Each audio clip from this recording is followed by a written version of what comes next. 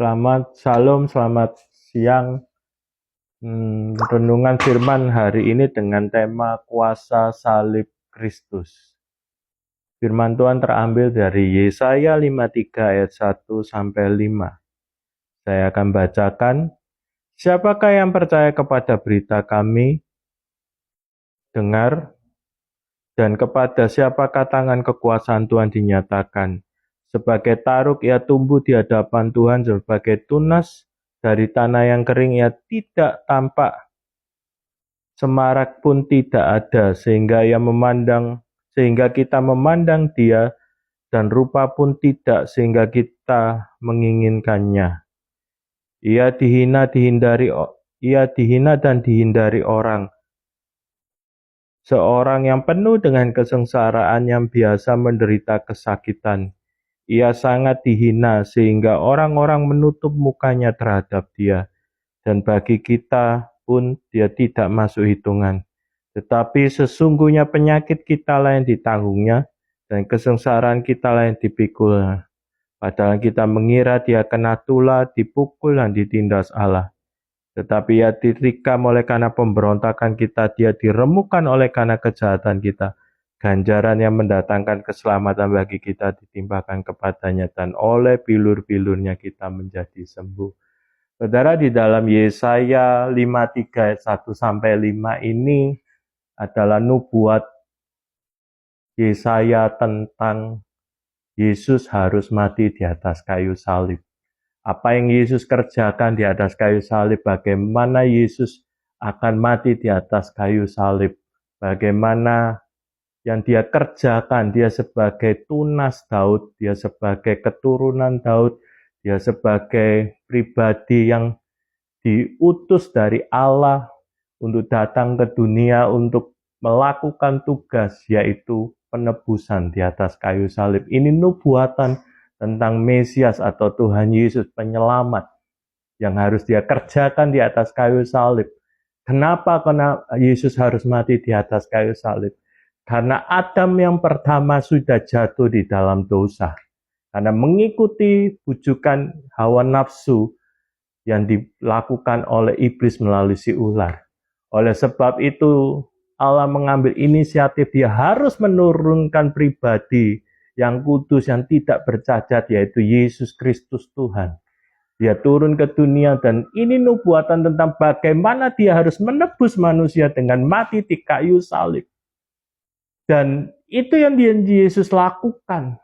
Dia harus mati di atas kayu salib, lalu dia dikuburkan, dan hari ketiga dia bangkit. Dia harus menjadi tunas yang tertanam di tanah. Dia harus mati, dikuburkan, dan dia harus bangkit dari antara orang mati. Itulah nubuatan Yesaya. Sedikitnya ada 4 hal yang membuat kuasa salib itu luar biasa. Ada 4 hal yang membuat kuasa salib itu luar biasa. Yang pertama adalah Yesaya 53 ayat yang ketiga. Saya akan bacakan. Ia dihina dan dihindari orang, seorang yang penuh kesengsaraan dan yang biasa menderita kesakitan. Ia sangat dihina sehingga orang menutup mukanya terhadap dia. Dan bagi kita pun ia tidak masuk dalam hitungan. Yang pertama, dia menebus penghinaan yang harus dialami oleh manusia. Yesus mati di atas kayu salib, dia mengambil semua penghinaan, dia mengambil penderitaan manusia, dia mengambil kemiskinan manusia, dia mengambil yang harus manusia alami, yang harus manusia jalani, dia tebus itu di atas kayu salib. Supaya kenapa? Setiap orang yang percaya kepada Yesus, setiap orang yang percaya kepada salib Kristus, tidak akan dihina dan dipermalukan. Oleh sebab itu dia ambil semua, dia bawa itu di dalam dirinya. Dan dia rela mengambilnya bahkan sampai di atas kayu salib. Supaya setiap orang yang percaya tidak akan dipermalukan. Tidak akan mengalami penghinaan yang begitu luar biasa. Karena dia sudah tebus itu di atas kayu salib. Dia sudah lakukan itu, yang dia sudah ambil yang terbaik. Dia ambil kesengsaraan manusia. Dia ambil penderitaan, penghinaan manusia itu diambil. Supaya apa? Dia mampu menebus manusia dari penghinaan. Dia mampu menebus manusia dari kesengsaraan. Dia mampu menebus manusia dari yang namanya air mata. Dan oleh sebab itu setiap orang yang percaya kepadanya, kuasa salib itu mengalir. Penebusan itu mengalir di dalam hidup kita. Yang kedua, Yesaya 53 ayat 4. Tetapi sesungguhnya penyakit kita yang ditanggungnya, kesengsaraan kita yang dipikul, padahal kita mengira dia kena tulah, dipukul dan ditindas Allah. Yesaya 53 ayat yang keempat A. Tetapi sesungguhnya penyakit kita yang ditanggungnya. Saudara, yang kedua adalah penyakit kita ditanggung di atas kayu salib. Kuasa salib Kristus adalah mengambil semua penyakit manusia. Oleh sebab itu dia bermahkotakan duri, dia tangannya dipaku di atas kayu salib, kakinya dipaku di atas kayu salib, lambungnya ditusuk oleh tombak, semua kesengsaraan, semua penyakit kita, semua yang namanya bentuk segala penyakit di seluruh tubuh manusia, diambil Yesus di atas kayu salib. Dia ambil, dia tebus itu di atas kayu salib. Supaya kenapa? Setiap orang yang percaya kepada Yesus, setiap orang yang percaya kepada peristiwa salib itu, dia mengal kuasa salib itu mengalir. Dan itu dia bisa menyembuhkan. Dan kuasa itu bisa membebaskan kita dari sakit penyakit. Oleh sebab itu, Yesus mampu menyembuhkan semua orang. Yesus mampu menebus penyakit dari kehidupan kita. Kenapa? Karena dia sudah ambil itu di atas kayu salib. Oleh sebab itu setiap orang yang percaya kepada karya salib Kristus, pasti jaminannya adalah kesembuhan. Karena dia sudah ambil itu di atas kayu salib. Dia sudah tebus itu di atas kayu salib. Dan itu jaminannya adalah kita mengalami mujizat kesembuhan atas setiap sakit penyakit. Yang ketiga, Yesaya 53 ayat yang keempat B.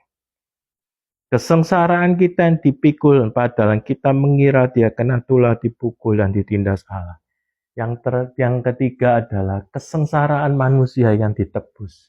Semua jenis kesengsaraan, semua jenis penderitaan, semua jenis kesulitan di dunia ini. Dia tahu bahwa dunia ini penuh dengan air mata. Dia tahu dunia ini penuh dengan masalah. Dia tahu dunia ini penuh dengan penderitaan.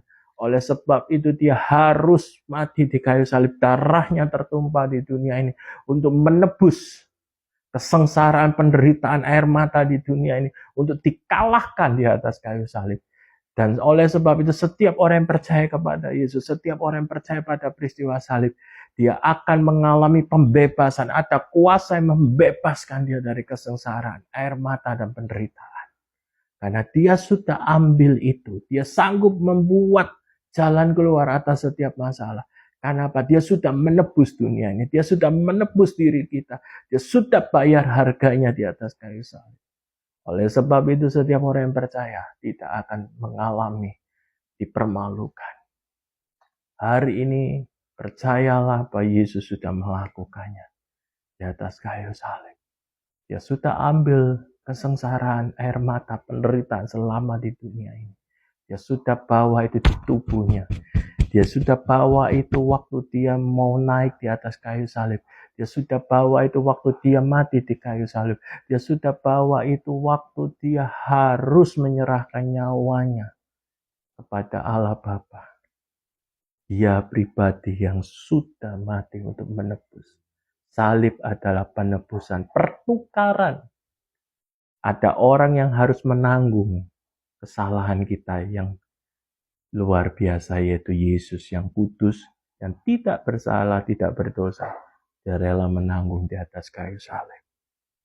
Yang terakhir, Yesaya 53 ayat 5. Tetapi ia tertikam oleh karena pemberontakan kita. Dia diremukkan oleh karena kejahatan kita. Ganjaran yang mendatangkan keselamatan bagi kita ditimpakan kepadanya. Dan oleh bilur-bilurnya kita menjadi sembuh. Yang terakhir adalah Segala pemberontakan kita, segala kejahatan kita ditanggung Yesus di atas kayu salib. Waktu Adam jatuh di dalam dosa, upah dosa adalah maut, neraka, kematian. Tetapi Yesus mati menggantikan Adam yang melakukan dosa. Dia menebus segala kejahatan, pemberontakan, dosa manusia yang bermula dari Adam. Dia bawa itu di dalam tubuhnya. Dia menderita, dia sengsara. Dia harus dicambuk, dia harus bermahkotakan diri, dia harus dipaku di atas kayu salib, dia harus ditombak lambungnya. Dan itu semua diambil untuk supaya kita bebas dari pemberontakan, dari kesalahan kita, dari kejahatan kita. Karena itu dia rela mengambil itu di atas kayu salib. Supaya manusia bebas dari hukuman dosa, dari neraka yang kekal, dari dampak karena kita melakukan pemberontakan dan kejahatan di hadapan Allah. Oleh sebab itu, siapa yang percaya kepada Dia akan beroleh kasih karunia. Siapa yang percaya pada kematian Yesus di atas kayu salib, dia oleh pengampunan, dia oleh pembenaran, dia oleh mendapatkan kasih karunia. Saya tutup dengan satu kesaksian. Beberapa tahun yang lalu, waktu saya berintisan pelayanan, mama saya mengalami stroke secara tiba-tiba. Dan ketika mama saya stroke, saya tidak bisa membawa ke dalam rumah sakit. Saya tidak mampu untuk mengobatkan waktu itu ke rumah sakit. Saya hanya bisa di rumah, kami hanya berdoa. Dan setiap hari mama saya mengatakan, dan oleh bilur-bilur Yesus, aku menjadi sembuh. Itu mungkin berkata ribuan kali. Mungkin setiap mau tidur, mau kemana, setelah kami doa, pujian, penyembahan, mama saya mengatakan kata-kata iman. Oleh bilur-bilur Yesus, aku menjadi sembuh. Singkat cerita, mama saya mengerjakan itu terus-menerus. Singkat cerita, mama saya di waktu jam subuh. Mama saya mendengar suara, hari ini kamu sembuh, bangun dan berjalan. Singkat cerita, mama saya bangun, berjalan, dan normal kembali. Karena ada kuasa dari perkataan oleh bilur-bilur Yesus. Mama menjadi sembuh. Dengar baik-baik. Di kuasa salib Kristus ada kuasa yang luar biasa. Asal saudara memperkatakan dan mempercayainya, maka kuasa itu akan mengalir dari salib itu. Tuhan Yesus memberkati.